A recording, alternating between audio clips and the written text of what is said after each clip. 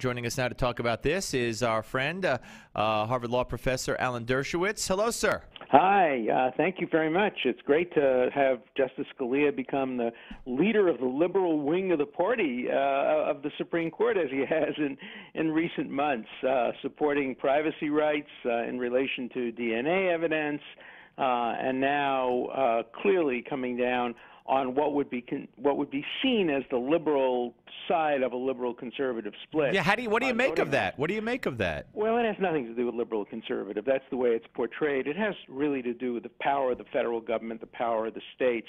This could tell us something about how the court might come down on DOMA and Proposition 8 as well, but it's all about federalism. Remember, this is about federal elections, and the question is, did Congress really preempt the entire field of federal elections when it came up with a statutory scheme for voting, or does the state of Arizona have the right to go beyond it and protect federal elections in its state by requiring more than the federal government requires? So it's a very kind of technical decision, more involving allocation of power between the state and the federal government than really involving civil liberties or voting rights. So does this affect, in other words, non-federal elections in Arizona, just state elections? Are they free to require ID in those circumstances? It's very unclear, but it would be very strange when you go to the ballot box and vote in an election, say for governor and for senator in the same election, and you're turned away from voting for governor, but you're allowed to vote for senator.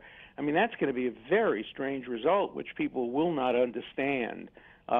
It's not completely clear, but that is a possible implication. All right, you said something, you kind of beat me to it, but very interesting that you say that this could be a predictor of sorts into how DOMA and Prop 8 might turn out. Mm-hmm. How so?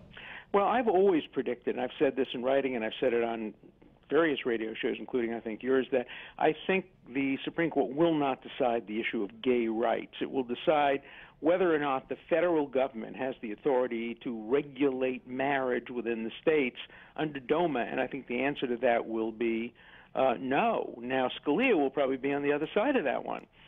He'll probably try to be consistent and say, look, the federal government has the right to regulate elections. It should also have the right to regulate marriages that, after all, have interstate aspects. But I think the majority will say that DOMA is unconstitutional.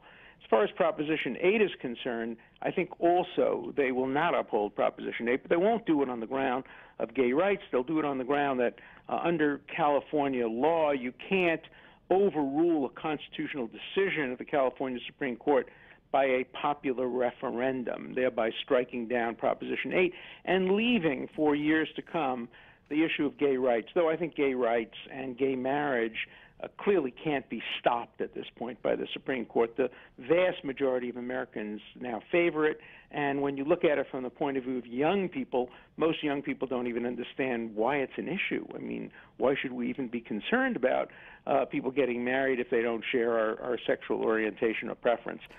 So it'll be interesting, and I suspect by next week or the week after we'll hear that case, and we'll also hear about affirmative action, which I think we may see the end of race-specific affirmative action and greater focus on class affirmative action, that is affirmative action that will include race but will not make it a separate characteristic. It'll be based on need? Based not only on need, but how far you've gotten. You know, if you started out as a poor kid from an immigrant family, regardless of race, and, you know, you made it by hard work. You worked during high school, you worked during college, and you made it, but you didn't quite get to the point where the kid who went to the fancy prep school and the fancy college got to, and they're both applying to med school or law school. You know, giving an advantage to the kid who traveled further makes a lot of sense and is race neutral. It will apply more frequently to minorities, but, you know, when I was growing up, I couldn't afford college. I had to go to a free college, and my parents hadn't been to college, and you know, I think a lot of people who were not people of color, but people who were children of immigrants or grandchildren of immigrants, traveled a long way. That's the American story, and I think a lot of Americans are more comfortable with class-based or need-based affirmative action than purely race-based affirmative But so action. let me play devil's advocate for a second here, and I don't like to get political with you, but just so people, you got two graduate students who want to get to law school or whatever, and they both have let's say one has slightly better grades, but that one is had the easier path, as you put it, and the other one has lesser grades but had to struggle more. Why is it fair to give it to the one with the lesser grades than the one who did better? I think for two reasons. First of all, I think if you predict trajectories, you might think, and it might be true, that the distance you've traveled might be a better predictor of how far you're going to travel in the future. You may not have caught up yet, but if the trajectory is that you travel long, long distances successfully, it might be that they can predict, and maybe the data show it, a better outcome for you in terms of success within the profession. Also, it's based on neutral factors, neutral criteria. If you were born on third base and you scored, you get less of an advantage morally than if you started out at home plate or even in the dugout. And if you started out in a nutritionally deprived, look at Sonia Sotomayor. I mean, you look at her background. She comes from a very poor immigrant family. She had diabetes as a 9-year-old. She was told she probably wouldn't live beyond 40. She had no money.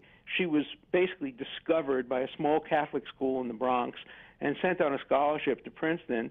Believe me, if I'm on the admissions committee of a law school or any school, I look at her, regardless of what her race or ethnicity is, and I look at some privileged kid who's fourth generation, fancy high school, prep school, and fourth generation Harvard or Yale, and I say to myself, there's every reason for giving a slight advantage, putting the thumb slightly on the scale of the applicant who's traveled so far. All right. Well, well said. And don't necessarily agree, but